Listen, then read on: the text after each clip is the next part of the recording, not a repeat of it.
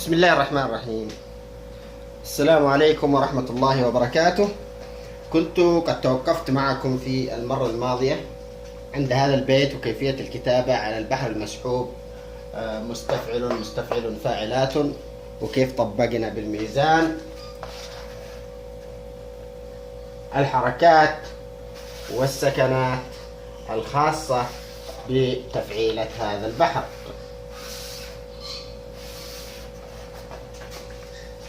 وفاعلات في العروضة والضرب. الآن نكمل معكم البيت بالإضافة إلى التقيد بالحركات والسكنات. الآن لتكمل الفكرة وتكمل القصيدة أنت الآن مرتبط بقافية الصدر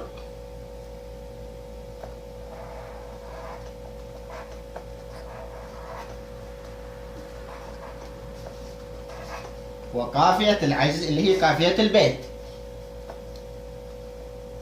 الياء المفتوحة والهاء الساكنة.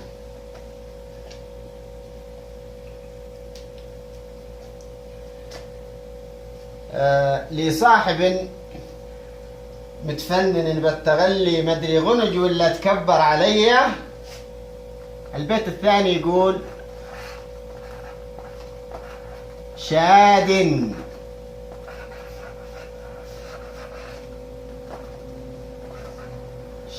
صغير السن يهوى التسلي.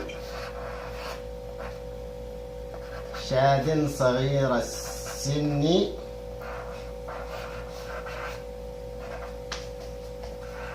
يهوى التسلي.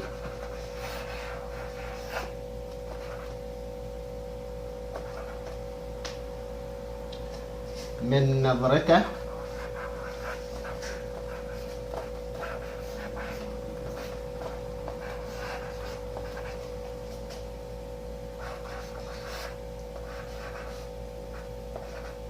صابتني رعشة قوية.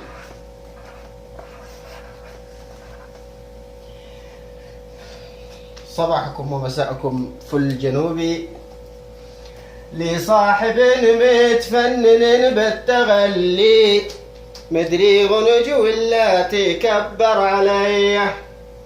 شاد صغير السن يهوى التسلي من نظرته أصابتني رعشة قوية. يلا معاكم على الميزان وعلى صباحكم فل ومساكم فل وأوقاتكم يا رب كلها فل. شادن.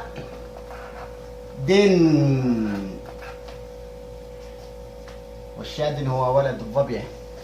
طيب ليش أنا ما قلت غزال؟ لأنه أنا عندي هنا حركة وهنا سكون. لو قلت غزال غزة فتحة ما تيجي، ما تنطبق لي مع هذا البحر. شاد صغير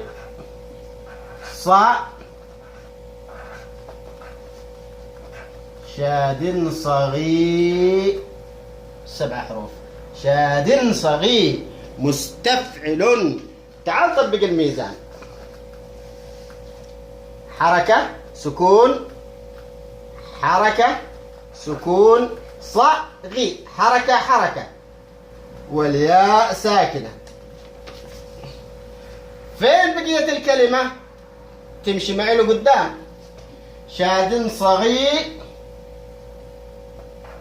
رس.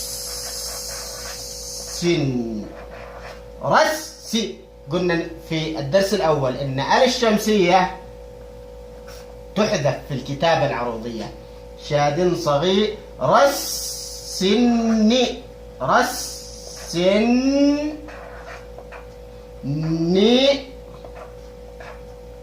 اللي هو النون المشددة تحسب بحرفين، حرف ساكن والآخر متحرك.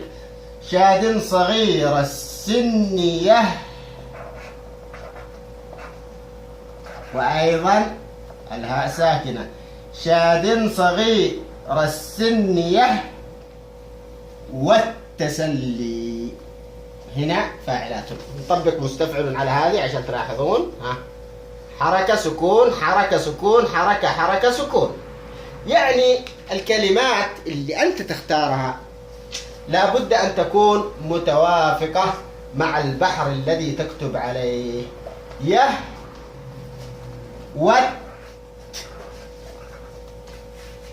تاء ساكن متحرك ساكن متحرك تاء ساء، واللام مشددة يهوى التسلي. شاد صغير السن يهوى التسلي. نيجي للشطر الثاني. من نظرته، من نظ هذا ساكن، من نظري تاء والهاء حركة حركة. من نظرته مستفعل، وتعال بالميزان، حركة سكون حركة سكون حركة حركة سكون. مستفعل. صابتني رع 7 حروف. الصاد صا بت ني را ني را. ياء المتكلم تحذف أيضا للتمشي مع التفعيل، لأنك ما تنطقها أصلا، تنطق كسرة. صابتني رع حركة سكون حركة سكون حركة حركة سكون. مستفعل.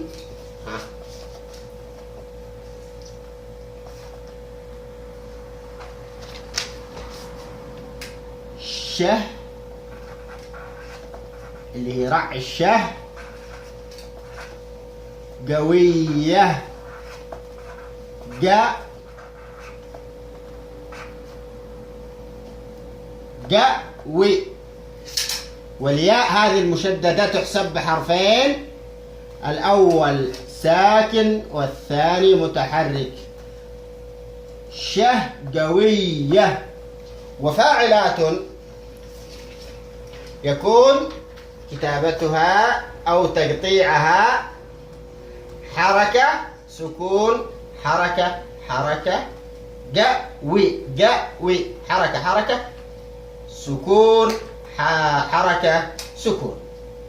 وهكذا عندما تستحضر الكلمات التي تخدم الفكرة التي أنت تكتب عليها لتكمل قصيدة كاملة في إطار الحركات والسكنات الخاصة بتفعيلة البحر المسحوب. مستفعل مستفعل فاعلات. وأيضا تتقيد بقافية الصدر وقافية العجز اللامية والياء والهاء. أرجو أن يكون هذا الشرح واضح، وإن شاء الله في الفيديو القادم أوضح لكم شيء اسمه الجرس الموسيقي أو الإيقاع الموسيقي للتفعيلة. إلى اللقاء في فيديو قادم، والسلام عليكم ورحمة الله وبركاته.